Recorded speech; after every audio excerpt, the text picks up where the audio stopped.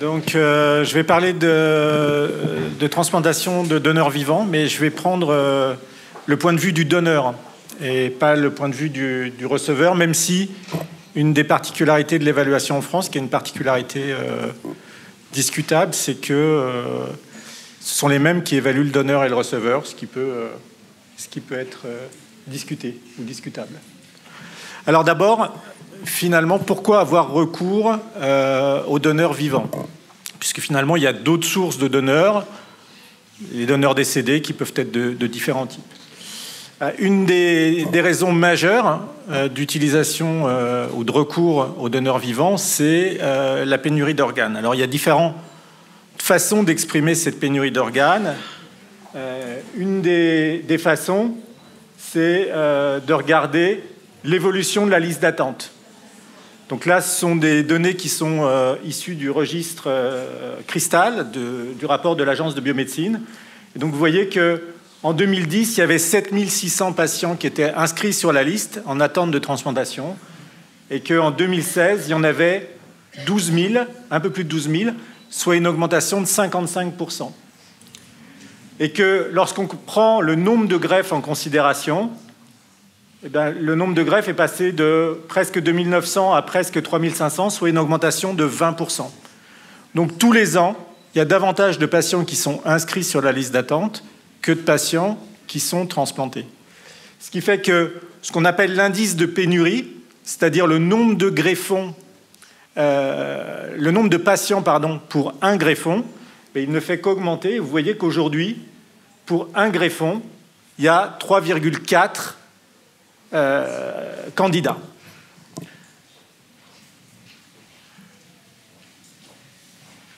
Donc, le nombre de donneurs vivants, de transplantations par terre de donneurs vivants, vous voyez qu'il a augmenté dans le temps, dans la même période, puisqu'on est passé de 310 transplantations à partir de donneurs vivants à 571. La proportion a également augmenté.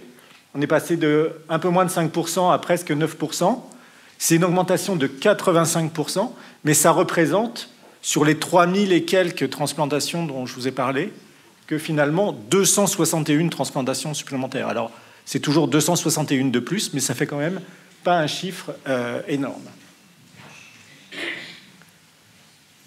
Et donc, vous voyez que dans le temps, malgré tout, le nombre de donneurs vivants, il a considérablement augmenté, parce que je vous ai donné les 5 dernières années, mais si on regarde ce qui s'est passé entre 90 et 2000, il y a eu, sur une décennie, 587 transplantations par terre de donneurs vivants. Si on prend juste 2015, il y en a eu autant sur une année.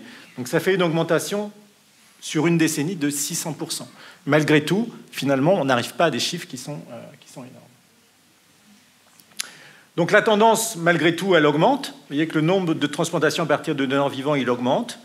Il a été relativement stable. Là, il y a une inflexion qui se fait avec une augmentation qui correspond à la révision de la loi de bioéthique en 2011, avec une augmentation des possibilités de donneurs.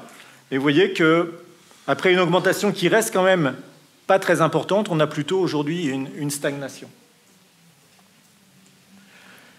La deuxième raison, qui est à la fois une bonne et une mauvaise raison, c'est que la transplantation à partir d'un donneur vivant, elle s'accompagne de bien meilleurs résultats que la transplantation à partir de donneurs décédés. Vous voyez ici les courbes de survie des patients transplantés selon qu'ils ont reçu ici une transplantation à partir d'un donneur vivant, ici à partir d'un donneur décédé. Vous voyez les chiffres. Quand on a reçu le rein d'un donneur décédé, la survie à 10 ans, c'est 61%, la survie de la greffe. Lorsqu'on a reçu le rein d'un donneur vivant, 76%, il y a 15% de différence. C'est évidemment quelque chose qui doit motiver, mais qui doit motiver raisonnablement. Parce que là, on parle du bénéfice pour le receveur. Donc, vous avez compris qu'il y a beaucoup de bénéfices pour le receveur. Il va attendre moins longtemps, il va avoir un greffon qui va être de meilleure qualité, il va avoir une transplantation qui va durer plus longtemps. En revanche, pour le donneur, il n'y a aucun bénéfice. C'est-à-dire qu'en aucun cas, on s'attend à ce que ce donneur aille mieux après l'intervention qu'avant. Donc, ce qu'il faut essayer de lui garantir, c'est qu'il n'ira pas plus mal. Donc, il y a les tenants du « ça ne peut pas faire de mal ». Donc ça a été une des théories pendant pas mal de temps, parce qu'on s'appuyait sur des études épidémiologiques qui étaient assez médiocres, où globalement, on comparait le devenir des gens qui avaient donné un rein à l'ensemble de la population. Et on disait, finalement, le risque d'insuffisance rénale terminale chez les patients qu'on donnait n'est pas différent de la population générale. Sauf que ces patients qui donnent, ils ne représentent pas la population générale. Et puis il y en a d'autres, y compris des gens qui ont participé à la révision de la loi de bioéthique, qui disaient touche pas à mon rein, il ne faut vraiment pas favoriser le donneur vivant, parce qu'il y a trop de problèmes éthiques, trop de problèmes sanitaires qui sont liés au donneur vivant. Alors comment est-ce qu'on peut faire la part des choses et essayer de définir le risque lié au don? Alors, on est amené du coup à se poser plusieurs questions, et donc on va raisonner sur ces questions. La première question, c'est: le don augmente-t-il le risque de décès? C'est-à-dire, finalement, dans un processus de don, quand on va accepter que quelqu'un donne un rein pour quelqu'un d'autre, est-ce qu'on accepte qu'il ait un risque de décès qui soit supérieur? De façon pas très étonnante, la réponse est oui. La réponse est oui, ne serait-ce que parce que les patients ont une intervention chirurgicale. Et que vous savez, si vous avez été opéré, vous avez rencontré un anesthésiste, et l'anesthésiste, il vous a dit, il y a un risque infime, mais il y a un risque que vous ne vous réveillez pas. Il n'y a pas de raison que pour les donneurs, ce soit différent. Et donc, vous regardez ici une étude, 80 000 patients qui ont donné un rein, 80 000 patients qui ont été matchés pour les conditions de santé, mais qui, eux, n'ont pas été opérés. Ils regardent la mortalité à 3 mois, et vous voyez que la mortalité à 3 mois, elle est quasiment multipliée par 10. Donc on est dans des chiffres qui sont très faibles, hein. C'est 3 pour 10 000. D'accord? Donc c'est un nombre qui est relativement faible, qui est même très très faible. N'empêche que le risque n'est pas 0. Alors si on regarde la mortalité à 1 an, finalement là, c'est plus différent. Il y a un petit risque qui est lié à l'anesthésie et à la chirurgie. Deuxième question, est-ce que le fait de donner un rein augmente le risque d'insuffisance rénale chronique terminale? Est-ce que ça augmente le risque d'aller en dialyse? Alors je vous ai dit très longtemps, on a eu un discours assez lénifiant avec les donneurs qui était « non, finalement, on n'augmente pas votre risque ». C'était quand même assez schizophrène de notre part, ne serait-ce que quand on raisonne un tout petit peu sur pourquoi est-ce que les gens se retrouvent un jour en dialyse. Donc, qu'est-ce qui se passe quand on enlève un rein à quelqu'un? Immédiatement après, il a perdu la moitié de sa fonction rénale.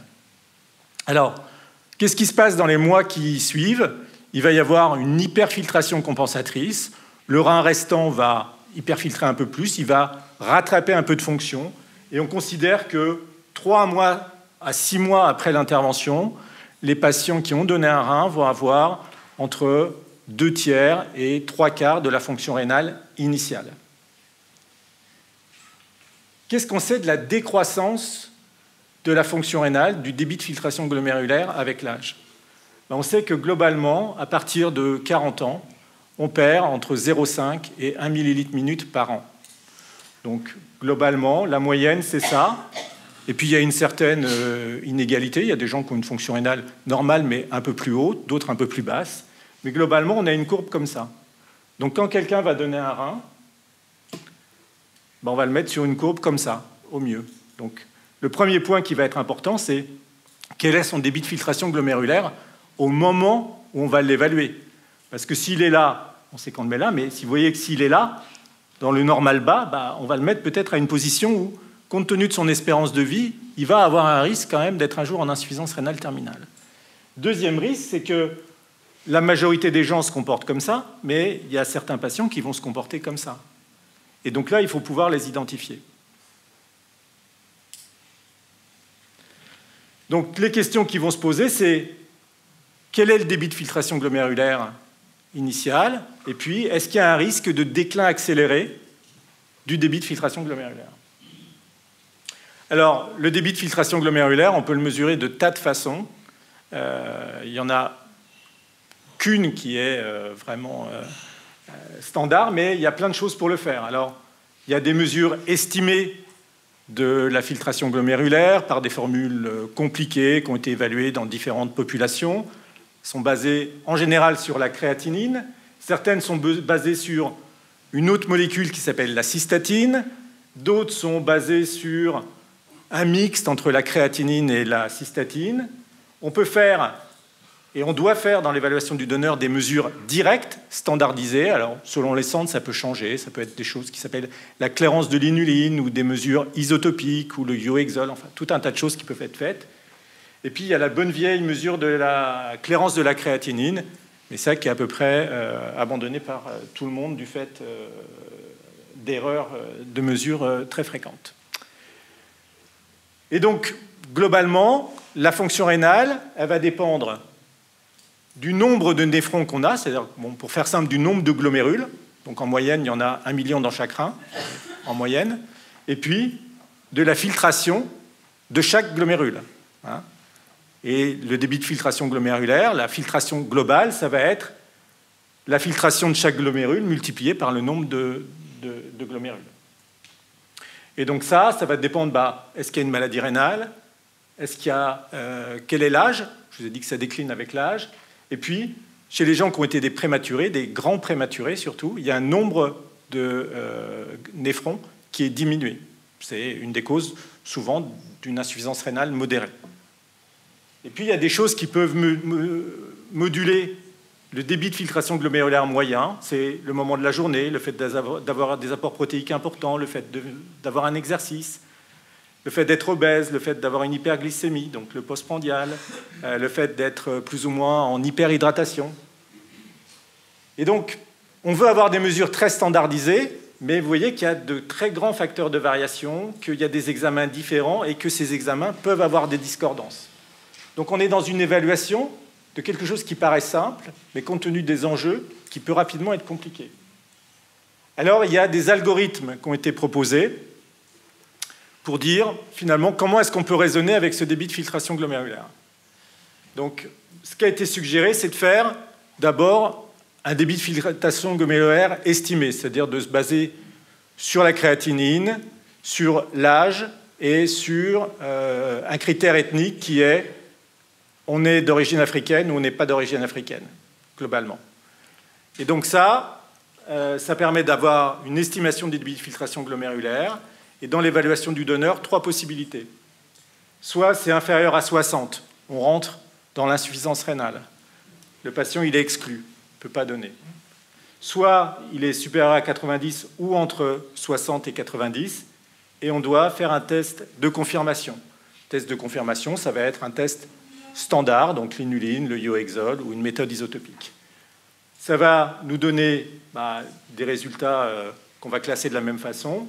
Donc soit le patient il a moins de 60 dans cette mesure de référence et de nouveau il va être exclu du programme de don, soit il est entre les deux et dans ce cas-là, on va passer à l'autre phase qui est est-ce qu'il a un risque particulier de déclin accéléré de la fonction rénale?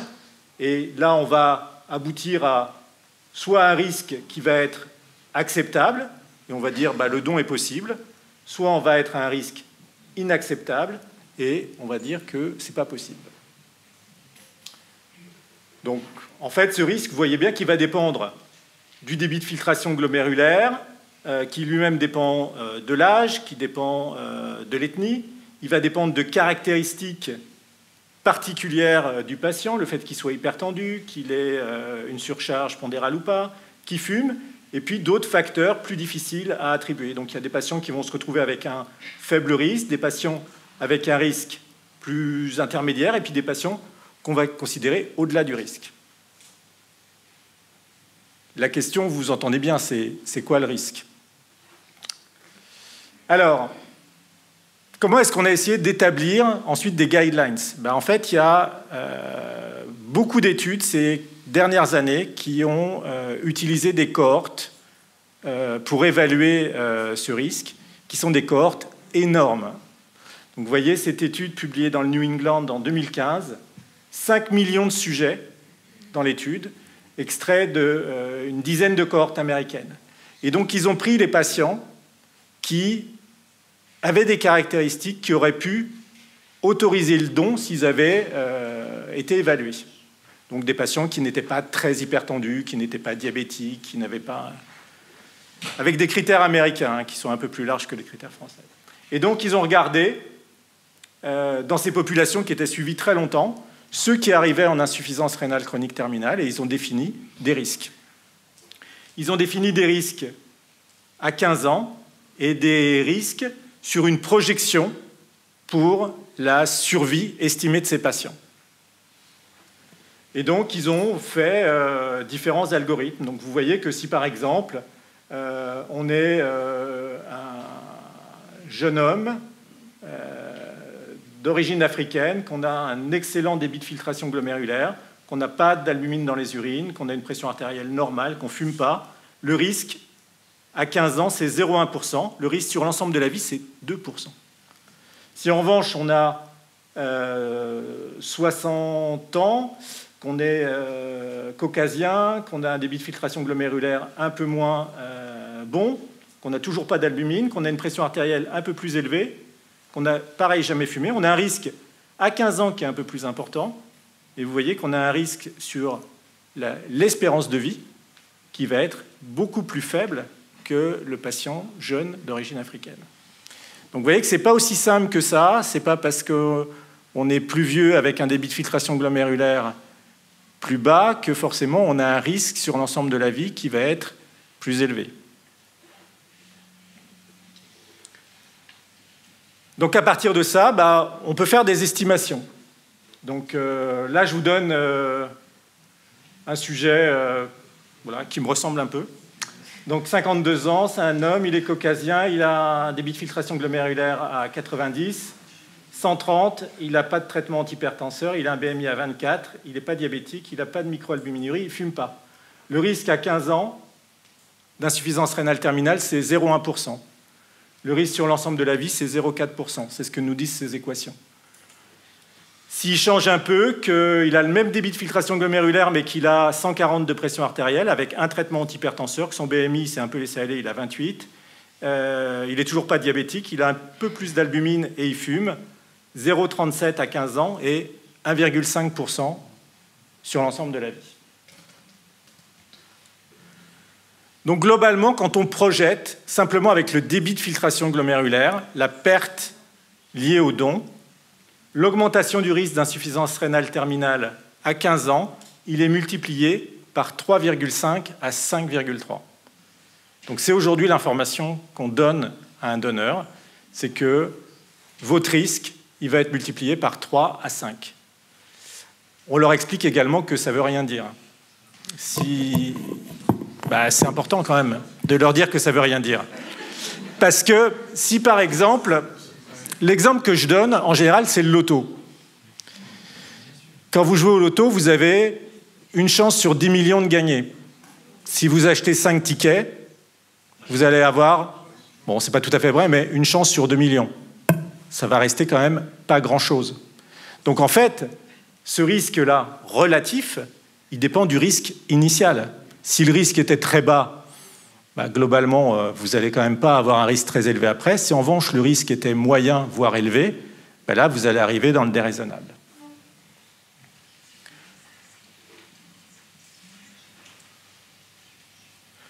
Donc, ici, le même patient que tout à l'heure. Et là, qu'est-ce que j'ai voulu vous dire ? Ah oui, voilà. Donc ici, le même patient que tout à l'heure. Donc voilà, 0,37, 1,46. Maintenant, il a donné un rein. D'accord ? Donc il a donné un rein. Donc on va dire que la seule chose qui change, c'est qu'il se retrouve avec 2/3 de son débit de filtration glomérulaire. D'accord ? Donc il a un risque à 15 ans qui est passé de 0,37 à 1%, un risque sur l'ensemble de sa vie qui est passé de 1,46 à 4%. Est-ce que 4%, c'est un risque qui est acceptable ou c'est un risque qui n'est pas acceptable ? C'est tout l'enjeu de la question, c'est quel est le seuil acceptable ? Est-ce que le seuil il doit être à 15 ans ou est-ce qu'il doit être sur l'espérance de vie totale ? Donc vous voyez que c'est assez concordant, hein, quand je vous ai pris cet exemple. Globalement, quand on regarde même jusqu'à 10 ans, ça c'est les données qui sont extraites également du registre de l'agence de biomédecine, globalement on est à peu près à 2/3 de la fonction rénale d'avant-don. Donc, est-ce que ça marche dans la vie réelle? Parce que là, on est vraiment dans la projection, c'est-à-dire qu'on dit, on calcule un risque pour une population qui n'a pas donné, on extrapole la réduction du débit de filtration glomérulaire et on dit, voilà quel est le risque. Est-ce que dans la vie réelle, ça fonctionne? Est-ce qu'effectivement, quand on donne un rein, on a plus de risque d'être en insuffisance rénale terminale? Alors, je vous disais qu'avant, les études épidémiologiques, jusqu'à il y a pas très longtemps, hein, ce papier, c'est il y a 3 ans, répondaient mal à cette question parce que les populations n'étaient pas bien, comme on dit dans notre jargon, matchées. Elles ne se ressemblaient pas. Donc là, c'est une étude où ils ont pris un très grand nombre de donneurs vivants, presque 100 000, qu'ils ont comparé à autant de personnes qui étaient matchées pour toutes les caractéristiques pertinentes, mais qui n'ont pas donné. Et donc, ils ont regardé, sur une très longue période de temps, le risque d'insuffisance rénale terminale. Et donc, vous voyez que les donneurs, ils ont un risque qui est très, très, très augmenté, qui reste très faible dans l'ensemble. 30 pour 10 000, 3 pour 1000. Néanmoins, c'est quand même très différent de ce qui se passe pour les non-donneurs.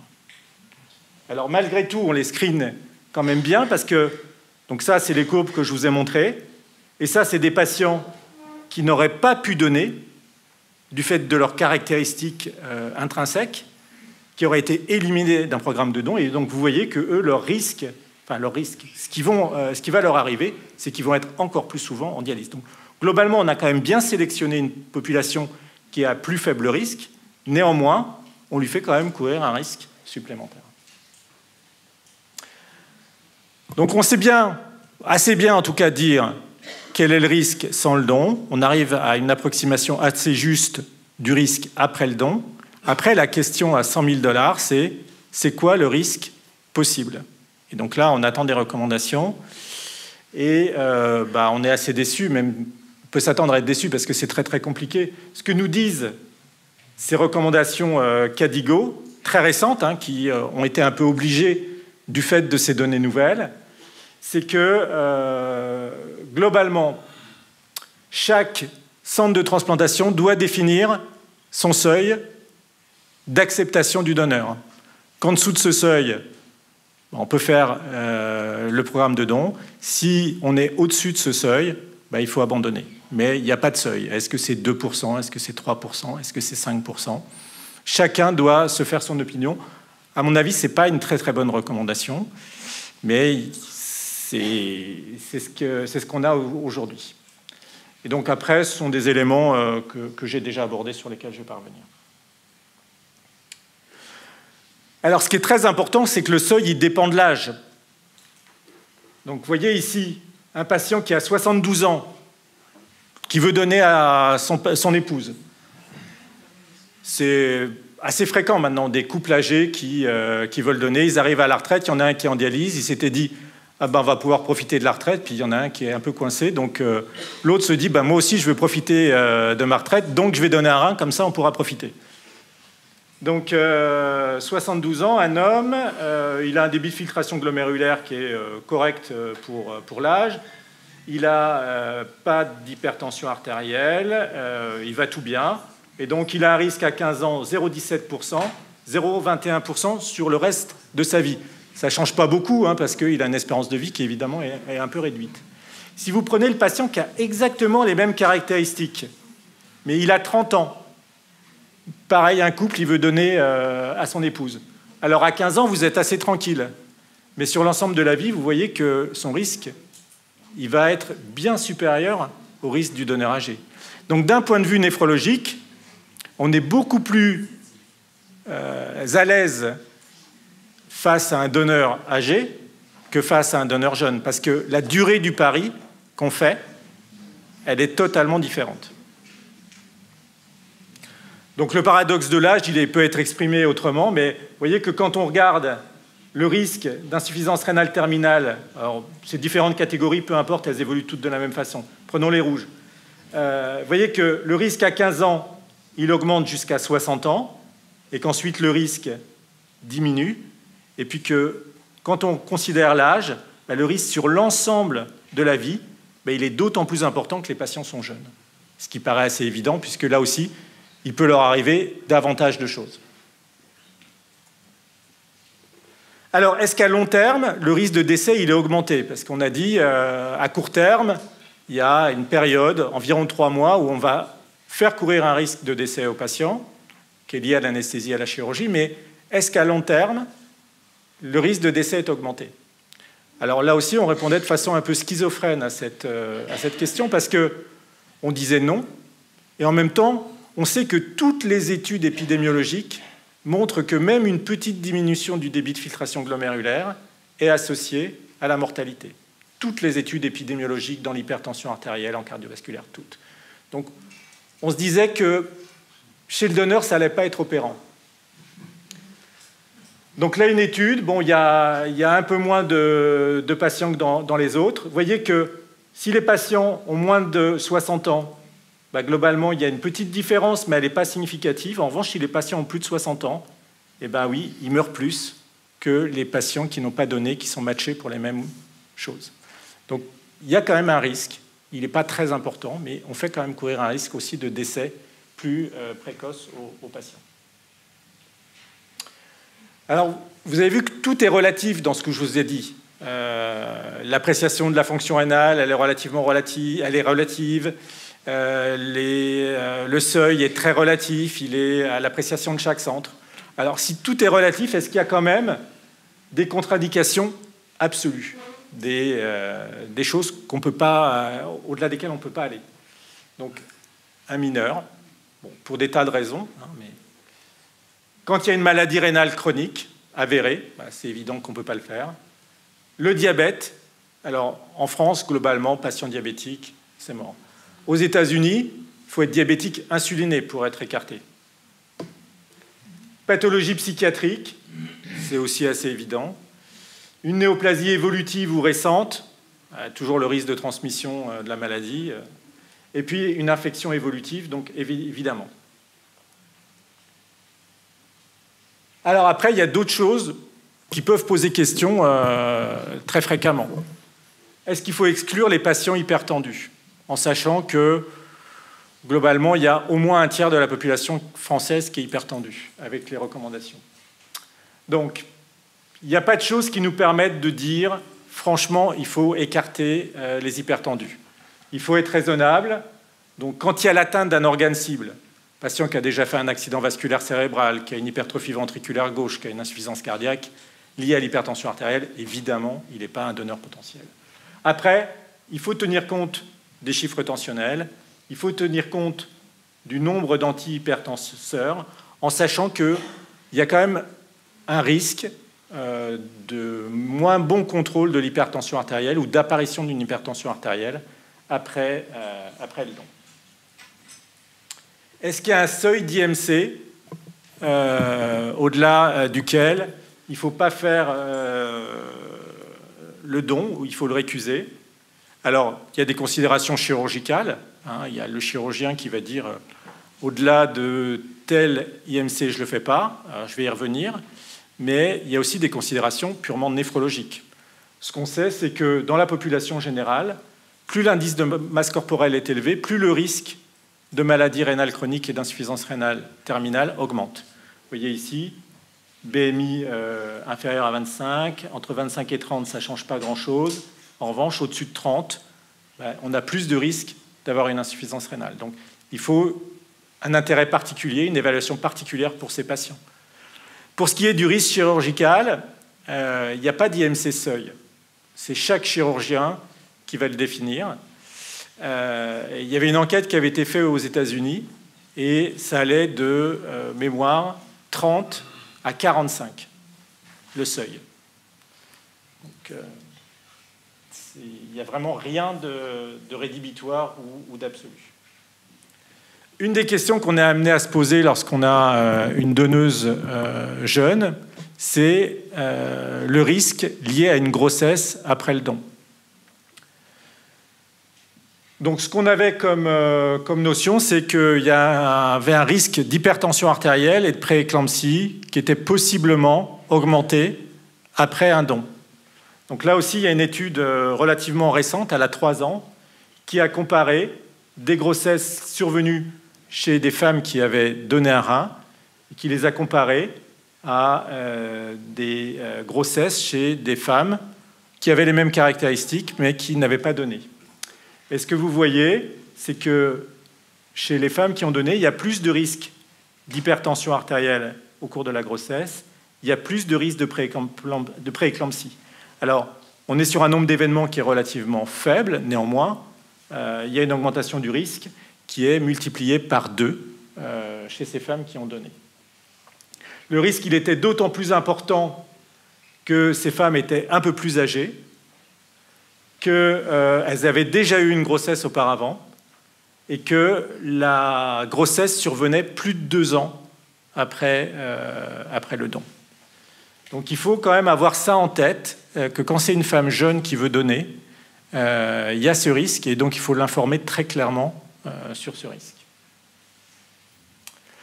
Le rôle du tabac, on sait que dans les maladies rénales, le fait de fumer, ça multiplie par 2 environ le risque d'arriver en insuffisance rénale terminale. Quand les gens sont d'anciens fumeurs, il y a un risque intermédiaire entre n'avoir jamais fumé et avoir un tabagisme actif. C'est un sujet un peu compliqué, je trouve, sur le plan de la recommandation. Il faut des mesures de précaution. Il faut vraiment le prendre en compte comme un élément qui peut être péjoratif. Il faut informer le patient que s'il continue à fumer, il augmente le risque de maladie rénale chronique. Il faut pouvoir proposer un programme d'aide. Il ne faut pas être dans la culpabilisation. Le risque, c'est de dire vous ne pouvez pas donner parce que vous fumez, et tant que vous n'aurez pas arrêté de fumer, je n'accepte pas. Parce que là, on va induire une culpabilité chez le donneur qui, de bonne volonté, voulait donner, mais qui se retrouve dans une difficulté vis-à-vis de l'arrêt du tabac. Donc il faut être bienveillant. C'est un mot à la mode. Alors, question qui paraît un peu paradoxale, c'est est-ce que le receveur influence le devenir rénal du donneur? Ça paraît une question... C'est-à-dire que, est-ce qu'en fonction du lien entre le donneur et le receveur, il va y avoir un risque chez le donneur différent? Eh bien, la réponse est oui. Vous voyez ici le risque d'insuffisance rénale en fonction du fait qu'il y a un lien de premier degré entre le donneur et le receveur, et le risque s'il n'y a pas ce lien. Et donc vous voyez que quand il y a un lien de parenté du premier degré, le risque est plus important. Pourquoi? Parce qu'il y a une susceptibilité génétique aux maladies rénales et à la progression de l'insuffisance rénale, et que ce risque, il peut être partagé dans la fratrie, même s'il n'y a pas la maladie rénale. Et donc, devant une perte de quantité de néphrons, ces facteurs vont devenir opérants et vont accélérer le déclin de la filtration glomérulaire. Bon, je vous dis, on n'en tient jamais compte. Bon, et puis après, il y a tout un tas de recommandations, de choses assez évidentes sur les sérologies, sur tout un tas de choses, sur lesquelles je vais pas m'étendre plus que ça. Il y a un point qui peut faire débat, c'est l'évaluation psychologique. Alors, il y en a qui ne démordent pas qu'il faut une évaluation psychologique. Il y en a qui le disent, bof, je la fais jamais, de toute façon, j'ai pas de psychologue. Et puis, il y en a qui disent, c'est moi qui décide s'il y a besoin d'une évaluation psychologique ou pas. Alors, ça peut aider quand même à déterminer la motivation du don, la capacité à prendre des décisions, un éventuel lien de coercition qui serait pas évident, et puis à évaluer les capacités de compréhension. Encore une fois, c'est très très dépendant de l'activité de chaque centre et de l'expérience de chaque centre. Donc vous avez vu qu'il y a beaucoup de doutes qui existent, il y a peu de réponses définitives et que donc on va être vraiment dans l'estimation individuelle de ce que pense le néphrologue du risque lié au donneur. Un des biais qui a beaucoup fait débat dans l'équipe à Besançon, c'est est-ce qu'on doit tenir compte de l'accès à la greffe du receveur pour influencer notre décision sur le donneur. Autrement dit, si j'ai un donneur un peu limite pour un receveur qui a un accès à la greffe facile, est-ce que j'accepte ou pas? La réponse est sans doute non. Maintenant, si j'ai le même receveur limite pour un patient dont l'accès à la greffe est très compliqué, est-ce que j'accepte ou non? Les réponses n'étaient pas les mêmes dans tous les membres de l'équipe de transplantation. Donc je vous pose, juste pour vous dire la complexité possible. Vous avez une femme de 28 ans, aucun antécédent, elle n'a pas eu de grossesse, mais elle a un projet de grossesse dans le futur. Elle a une IMC à 23, elle fume, elle a une pression artérielle qui est un peu limite, mais normale. Elle a un DFG normal. Elle a un ratio albumin sur créatinine qui est normal. Elle a un bilan strictement normal par ailleurs. Elle souhaite donner à son mari qui a une néphropathie à IgA. Donc vous faites le petit calcul. Elle a un risque à 0,08 à 15 ans, 1,2 sur l'ensemble de sa vie. Et si elle passe à 60, elle va se retrouver à 3,5%. Vous acceptez, vous n'acceptez pas. Je n'ai pas la réponse. Mais c'est compliqué. Je vous remercie.